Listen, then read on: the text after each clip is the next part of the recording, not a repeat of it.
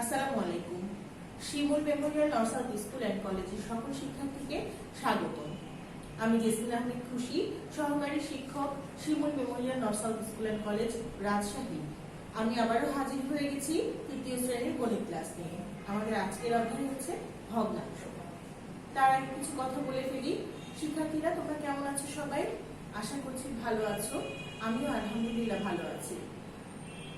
তোমরা সবাই বাসায় আছো তো? আশা করছি বাসায় আছো, পুষ্টিকর খাবার খাচ্ছ, প্রয়োজনীয় স্বাস্থ্যবিধি মেনে বাসায় আছো, এবং বাইরে যদি যাওয়ার দরকার হয় সেখানেও যাচ্ছ। স্বাস্থ্যবিধি মেনে চলা বলতে আমি বোঝাচ্ছি হচ্ছে বাইরে বেরোতে গেলে অবশ্যই মাস্ক পরিধান করবে, হাত সবসময় পরিষ্কার রাখবে, আর সামাজিক দূরত্ব বজায় রেখে আমরা চলাফেরা করব, আর পুষ্টিকর খাবার খাবো, স্বাস্থ্যসম্মতভাবে চলাফেরা করব। এই তো আমরা আজকে আর কথা না বাড়িয়ে আমাদের ক্লাসে চলে যাই। চলো, আমাদের প্রথমে যে বিষয়টি আছে সেটি হচ্ছে সংক্ষেপে উত্তর দাও। ক নম্বরে কি আছে দেখো তো শিক্ষার্থীরা। প্রতীক চিহ্নের সাহায্যে বড় থেকে ছোট সাজিয়ে লিখুন। এখানে কি লেখা আছে দেখো, 7 ভাগের 3 ভাগ আর 7 ভাগের 2 ভাগ। আমরা কি শিখেছিলাম প্রতিদিন? হর যদি দুটোরই সমান থাকে বা একই থাকে, লব যার বড় সেই সংখ্যাটা বড় হবে। তাহলে 7 ভাগের 3 ভাগ বড় না 7 ভাগের 2 ভাগ বড় বলো তো? 7 ভাগের 3 ভাগ বড় বলেছে। বড় থেকে ছোট সাজাতে বলেছে, তার মানে প্রথমে হবে বড় ভগ্নাংশটা। দেখো আমরা বড় থেকে ছোট সাজিয়েছি। প্রথমে বড় ভগ্নাংশ লিখছি 7 ভাগের 3 ভাগ, বড় চিহ্ন, 7 ভাগের 2 ভাগ। শিক্ষার্থীরা বুঝতে পেরেছো? এবার চলো খ নম্বরে কি বলছে। খ নম্বরে বলেছে লব সমান হলে কোনটি বড়। এটা একটা তথ্য, এটা আমাদের সবসময় মনে রাখতে হবে। যদি লব সমান হয় দুইটা ভগ্নাংশের মধ্যে, অর্থাৎ সম লব বিশিষ্ট ভগ্নাংশের ক্ষেত্রে হর যেটা ছোট সেই ভগ্নাংশটা বড় হবে। কোনটি বড় বলেছে? যার হর ছোট হবে। উপরেরটা একই, নিচেরটার সাথে তুলনা করে যেটা ছোট হবে সেটাই, সেই পুরো ভগ্নাংশটাই হচ্ছে বড়। গ নম্বর দেখো, 7-এর 4 ভগ্নাংশের লব কত? আমরা কি জানি বলো, লব কোথায় থাকে? লব ভগ্নাংশের উপরের অংশটাকে লব করে। এখানে উপরের অংশটা কোনটা? 4। উত্তর কি লিখেছি দেখো, 4 লিখেছি। ঘ নম্বর দেখো, কি ধরনের ভগ্নাংশের মান সমান হয়? আমরা প্রথম দিন প্রাথমিক আলোচনার দিন আমরা পড়েছিলাম সমতুল ভগ্নাংশের মান সবসময় সমান হবে। সমতুল ভগ্নাংশের মান কি সমান হবে। ঠিক আছে, তাহলে এবার আমরা 2 নম্বরে চলে যাই। 2 নম্বরে আমাদের একটা সৃজনশীল অঙ্ক আছে।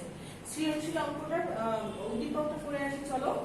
রুমা দুটি ভগ্নাংশ লিখো, যার একটা হচ্ছে 8 ভাগের 2 ও অপরটি 8 ভাগের 5। ক নম্বর প্রশ্নে কি বলছে? ভগ্নাংশ দুটির লবের যোগফল কত? প্রশ্নটা খেয়াল করবে। ভগ্নাংশ দুটির লবের যোগফল কত? খ নম্বর আছে প্রথম ভগ্নাংশটি 1 থেকে কত কম।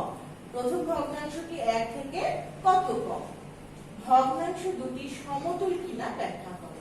আমাদের তিনটাই কিন্তু আজকে নতুন একদম বিষয়, খুব মনোযোগ সহকারে আমরা সমাধান করার চেষ্টা করব। চলো ক নম্বরে চলে যাই। ভগ্নাংশ দুটির লবের যোগফল কত? দেখো তো এখানে ভগ্নাংশ দুটি কি কি ছিল? 8 ভাগের 2 ভাগ আর 8 ভাগের 5 ভাগ। 8 ভাগের 2 ভাগের লব কোনটা বলো তো? এই ভগ্নাংশের লব হচ্ছে 2, আর 8 ভাগের 5 ভাগ এই ভগ্নাংশের লব কোনটা? 5। এখানে কি বলেছে? ভগ্নাংশ দুটির লব যথাক্রমে 2 ও 5। অতএব যোগফল কি হচ্ছে? যোগফল করছি 2 যোগ 5 সমান সমান 7। এটা আমাদের এখানে করে দেওয়া আছে, আমাদের বোর্ডে করলেই হবে। এরপরে দেখো খ নম্বরটা একটু দেখে নাও। খ নম্বর আছে কি? প্রথম ভগ্নাংশটি 1 থেকে কত কম। আমরা যদি কোনো কিছু 1 থেকে কত কম বলি তাহলে আমরা কি করি? আমরা বিয়োগ করি। যেহেতু ভগ্নাংশটা 1 থেকে কত কম মানে কি 1 থেকে আমাদের এই ভগ্নাংশটা বিয়োগ করতে হবে। প্রথম ভগ্নাংশটি 1 থেকে কত কম? 1 বিয়োগ 8 ভাগের 2 ভাগ। চলো আমরা বোর্ড থেকে সমাধানটি করে আসি।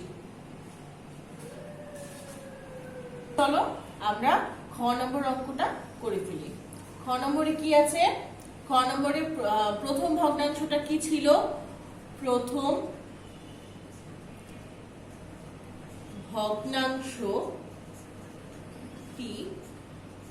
প্রথম ভগ্নাংশটি সমান কত 8/2 তাই তো এবার বলেছে প্রথম ভগ্নাংশটি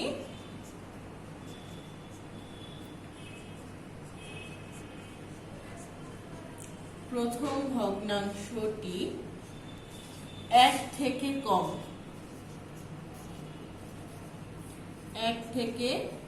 কম কত কম সেটা বের করতে বলেছে মানে 1 থেকে বিয়োগ করছি ঠিক আছে এবার আমরা দেখো এই রকম বিয়োগ কিন্তু আমরা গতদিন করিনি এটা আমাদের নতুন বিয়োগ 1 থেকে যখন কোন সংখ্যা বাদ দিব আমরা মনে মনে এই 1 এর নিচে একটা 1 ধরব কি ধরব 1 ধরব এইবার যখন আমাদেরকে বিয়োগ করতে বলছে ভগ্নাংশের বিয়োগের ক্ষেত্রে সব সময় হর দুটোর কি করি লসাগু করতে হবে তাই না এবার হর দুটোর লসাগু বলতে 1 আর 8 বলো তো এখানে কি কমন পাওয়ার মতো কিংবা ভাগ করার মতো কিছু আছে হ্যাঁ 1 দিয়ে আমরা দুইটা সংখ্যাকে ভাগ করতে পারি সর্বোচ্চ 1 একে 1 8 এর কোনো পার্থক্য আসলো না এবার দেখো লসাগুর নিয়ম অনুযায়ী আমরা বাইরে যেগুলো থাকবে সেগুলো গুণ করে দিই তাই না 1 1 1 1 8 এ গুণ করলে হয় 8 তাহলে লসাগু কত আসছে বলো তো বাবুরা 8 ঠিক আছে তাহলে লসাগু পেলাম কত 8 তাহলে এখানে লসাগু বসাই 8 দেখো আমরা এটাও দেখবো কারণ এটা আমরা কল্পনা করে নিতে হয়েছে আমাদেরকে সব সময় কল্পনা করে নিতে হবে যে 1 যদি শুধুমাত্র একা থাকে তখন তার নিচে হর হিসেবে আমরা একটা 1 মানে মনে মনে ধরে ফেলবো দিয়ে তারপর 1 আর 8 নিয়ে আমাদের কাজ করতে হবে এবার আমাদের হিসাবের সুবিধার্থে দেখো 8 1 দিয়ে 8 কে ভাগ করতে হবে আমাদের নিয়ম অনুযায়ী হর দিয়ে লসাগুকে ভাগ করতে হবে 1 দিয়ে 8 কে ভাগ করলে হয় 8 এই 8 কে 1 দিয়ে গুণ করলে 8 একে 8 ব্যাপারটা বুঝতে পারছো শিক্ষার্থীরা খেয়াল করো খুব খেয়াল করো 8 পেয়েছি আবার আমি আরেকবার একটু বলি এই হর দিয়ে অর্থাৎ 1 দিয়ে 8 কে ভাগ করছি পেলাম ভাগফল 8 ওই 8 দিয়ে উপরের লবকে গুণ করছি 8 একে 8 এখানে বসে গেল 8 বিয়োগ চিহ্ন বসলো এই হর দিয়ে লসাগুকে ভাগ করো হর আছে 8 8 দিয়ে 8 কে ভাগ করলে হয় 1 1 দিয়ে 2 গুণ করলে হয় 2 একে 2 বুঝতে পারছো শিক্ষার্থীরা তাহলে আমরা এখানে বসাবো 8 বিয়োগ 2 সমান এর পরের অংশটা এটুকু আমাদের নাম মনে রাখলেও হবে এখন আমরা চলে যাব অঙ্কে 8 থেকে 2 বাদ দিলে হয় 6 আর নিচে 8 বসে গেল এবার দেখো শিক্ষার্থীরা আমরা কিন্তু গতদিন ক্লাসে বলেছিলাম হর এবং লব এই দুটাই যদি জোড় সংখ্যা হয় তাহলে দুটোকে আমরা 2 দিয়ে ভাগ করে জিনিসটাকে ছোট করে নিয়ে আসবো 6 কে 2 দিয়ে ভাগ করলে হয় 3 আর 8 কে 2 দিয়ে ভাগ করলে হয় 4 যে ভগ্নাংশটাকে ছোট করে সবসময় আমরা দেখাবো কারণ এটা দেখানোর মানে হচ্ছে এরপরে আর কোনো ভগ্নাংশ নতুন করে তৈরি হবে না ঠিক আছে উত্তর তাহলে কি আসবে বলো তো উত্তর আসবে হচ্ছে 4/3 শিক্ষার্থীরা চলো আমরা একবার এক নজর স্লাইড থেকে জিনিসটা দেখে আসি প্রথম ভগ্নাংশটি 1 থেকে কম কত কম 1 বিয়োগ দেখো 8/2 দিয়ে দেখো ধাপে ধাপে আমরা করে এসেছি কিন্তু দেখো এই যে 8 বিয়োগ 2 8/6 পেলাম বিয়োগ করে তারপর সেটাকে আমরা ছোট করে দেখালাম উত্তর আলাদা করে দেখিয়ে দিলাম শিক্ষার্থীরা বুঝতে পারছো ব্যাপারটা আশা করছি বুঝতে পারছো চলো আমরা গ নম্বরে চলে যাই গ নম্বরে কি বলেছে দেখো ভগ্নাংশ দুটি সমতুল কিনা ব্যাখ্যা করো এখানে আমাদের একটু বোঝার বিষয় আছে দুটা ভগ্নাংশ দেওয়া থাকলো এবার ওই ভগ্নাংশটা সমতুল কিনা আমরা কিভাবে বুঝবো দুইটা ভগ্নাংশের দুইটা হর দুটা লব পাবো এবার প্রথম ভগ্নাংশের হর দিয়ে দ্বিতীয় ভগ্নাংশের লবকে গুণ করে দিব আবার প্রথম ভগ্নাংশের লব দিয়ে দ্বিতীয় ভগ্নাংশের হরকে গুণ করে দিব যদি দুটো গুণফলই একই আসে সমান আসে তাহলে বুঝবো আমাদের ভগ্নাংশ দুটা সমতুল এবার আমরা দেখো কি করেছি আমাদের জানি প্রথম ভগ্নাংশটা কি ছিল 8/3 আর দ্বিতীয় ভগ্নাংশটা ছিল 8/5 তাই তো এবার দেখো আমরা কি করছি প্রথম ভগ্নাংশের লব দিয়ে দ্বিতীয় ভগ্নাংশের হর গুণ করছি আবার প্রথম ভগ্নাংশের হর দিয়ে দ্বিতীয় ভগ্নাংশের লবকে গুণ করছি 5 গুণ 8 সমান 40 আর 3 গুণ 8 সমান 24 একটা 40 একটা 24 কি একই এসছে আসেনি যেহেতু এরা একই আসেনি সুতরাং সুতরাং এই ভগ্নাংশ দুইটা সমতুল নয়। আমরা এখানে লিখে দিচ্ছি ভগ্নাংশ দুটি সমতুল নয়। শিক্ষার্থীরা বুঝতে পেরেছো? আশা করছি বুঝতে পেরেছো। এবার আমরা পরবর্তী নম্বরে চলে যাই। চলো দেখো, আমাদের 3 নম্বরে আরেকটা সৃজনশীল অঙ্ক এসেছে। এটা উদ্দীপকটা আমরা একটু পড়ে নিই, তার আলোকে আমাদের 3টি প্রশ্নের উত্তর দিতে হবে। রেজার কাছে আছে 5/4 মিটার ফিতা। রেজার কাছে 5/4 মিটার ফিতা আছে। সে মিনাকে 5/1 মিটার ফিতা দিল। তার কাছে ছিল 5/4 ভাগ, সেখান থেকে সে 5/1 ভাগ মিনাকে দিল। ঠিক আছে, এবার প্রশ্নে বলছে কি 5/4 কে কথায় লিখো। কথায় লেখা মানে কি, আমরা যে মুখে পড়ছি সেটা বানান করে লিখতে হবে। খ নম্বর হচ্ছে রেজার ও মিনার একত্রে ফিতার পরিমাণ কত। রেজার ও মিনার একত্রে ফিতার পরিমাণ মানে কি, রেজার আছে একটা, মিনার আছে একটা, একত্রে মানে যোগ, ভগ্নাংশে যোগ করতে হবে। গ নম্বর হচ্ছে রেজার কাছে কত মিটার ফিতা থাকবে। রেজার ছিল হচ্ছে 5/4 মিটার, মিনাকে দিয়ে দিল 5/1 মিটার। এইখান থেকে এটা বাদ দিলে যতটুকু থাকবে সেটাই হচ্ছে রেজার কাছে থাকবে। তাহলে আমরা মুখে মুখে পড়লাম। এবার চলো আমরা বোর্ডে দেখে আসি। প্রথম প্রশ্নটা কি ছিল? ক নম্বরে ছিল হচ্ছে উপরে 4 নিচে 5, এটাকে কথায় লিখতে হবে, তাই না? কথায় লিখতে হবে। এটাকে কথায় লিখে কথায় লিখা হলো,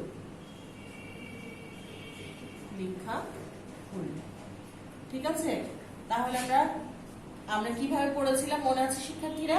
নিচেরটা উপরেরটা, নিচের যে সংখ্যাটা থাকবে সেই সংখ্যার ভাগের উপরের ভাগ। তাহলে আমরা নিচে আছে 5, তাহলে আমরা লিখব হচ্ছে 5/4 ভাগ,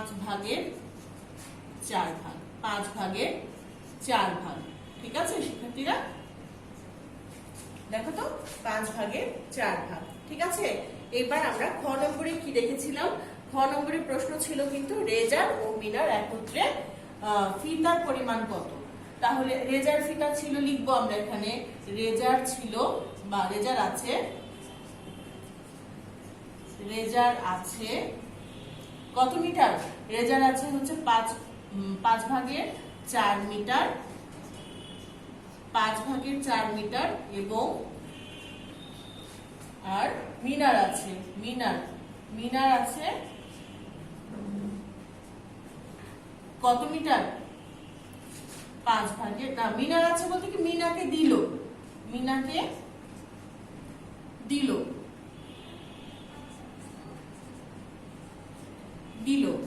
5/1 মিটার, তাই তো? আচ্ছা, এবার বলেছে একত্রে কতখানি আছে। তাহলে আমরা লিখি একত্রে, অতএব একত্রে আছে সমান 5/4 যোগ 5/1 মিটার। এবার আমরা দেখেছি 5 আর 5 কে কি করতে হবে? 5 আর 5 কে লসাগু করতে হবে। 5 হলো 1 পেলাম, 5 দিয়ে 5 কে ভাগ করলে 1, 1 দিয়ে 4 কে গুণ করলে হয় 4, যোগ 5 দিয়ে 5 কে ভাগ করলে 1, 1 একে 1, কত? মিটার। আচ্ছা, এইবার দেখো 4 আর 1 যোগ করলে 5 হয়, উপরেও 5 নিচেও 5, কি হবে? এখানে মিটার হবে।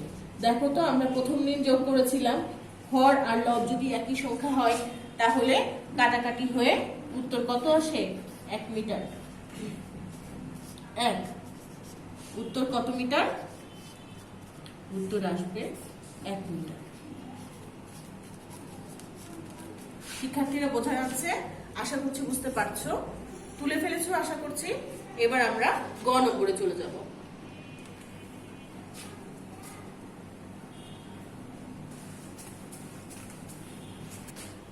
গ নম্বরে আমাদের প্রশ্নে কি বলেছে? গ নম্বরে বলেছে হচ্ছে রেজার কাছে কত মিটার ফিতা থাকবে। রেজার কাছে ছিল হচ্ছে 5/4 ভাগ রেজার, সেখান থেকে মিনাকে দিল হচ্ছে 5/1 মিটার। হ্যাঁ, তাহলে রেজার কাছে থাকবে, যদি রেজার কাছে যেটা আছে সেখান থেকে 5/1 মিটার বাদ দিয়ে দেয় তাহলে, তাই না? তাহলে আমরা সরাসরি লিখবো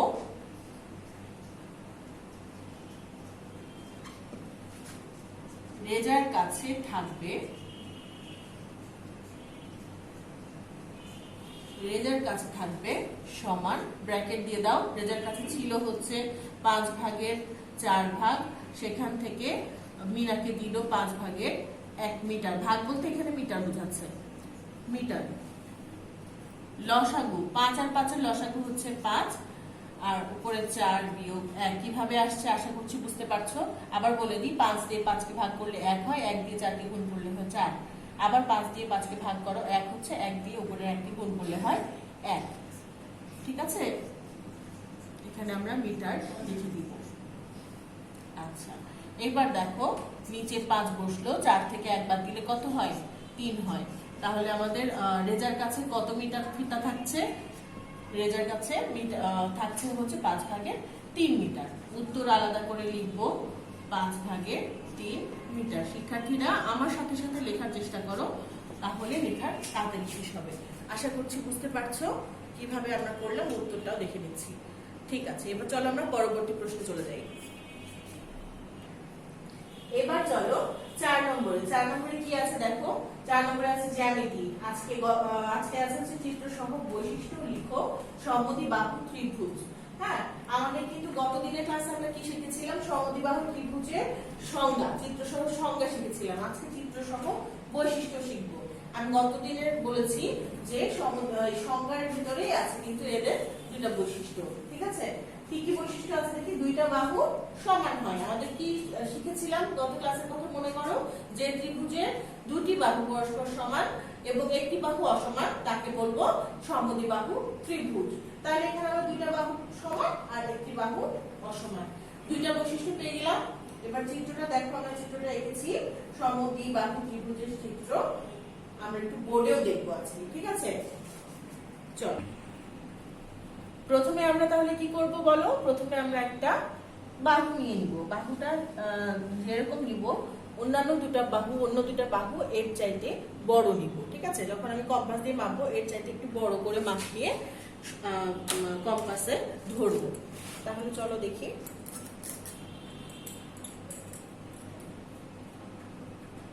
দেখো খেয়াল করে শিক্ষার্থীরা, আমি কি করছি, এখান থেকে কাঁটা বসাচ্ছি। এটা সমান করে নিচ্ছি না, কিন্তু এটা চাইতে একটু বড় করে নিচ্ছি। নিয়ে কাঁটাটাকে শক্ত করে ধরতে হবে যাতে করে মুড়ে না যায়। হ্যাঁ, তারপরে আরেকটা আছে।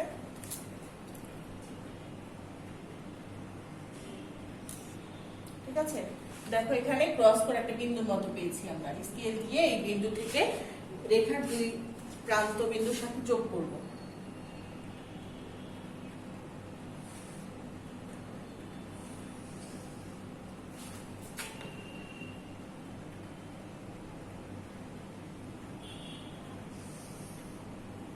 দেখেছো? এইবার আমরা এখানে ক খ গ ঘ দিয়ে মার্কিং করব।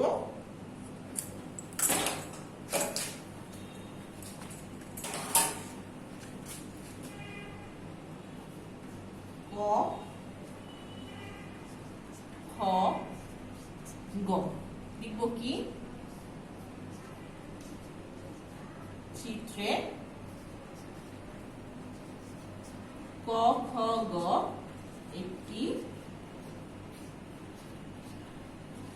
সমদ্বিবাহু ত্রিভুজ।